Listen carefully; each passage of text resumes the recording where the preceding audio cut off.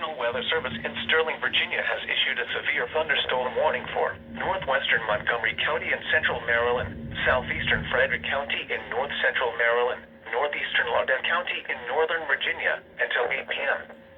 At 7:23 p.m., a severe thunderstorm was located near Poolesville, moving northeast at 40 miles per hour.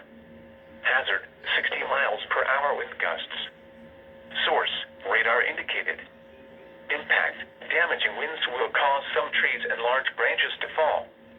This could injure those outdoors, as well as damage homes and vehicles.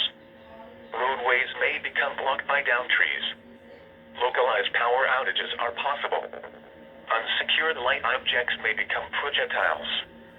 Locations impacted include Frederick, Poolesville, Harry Grove Stadium, Ballinger Creek, Walkersville, New Market, Discovery Spring Garden, Green Valley, Lincoln or Bartonsville, Adamstown, Buckeyestown, Libertytown, Monrovia, Barnesville, Egemsville, Mount Pleasant, Park Mills, Dickerson, Bealsville and Tuscarora.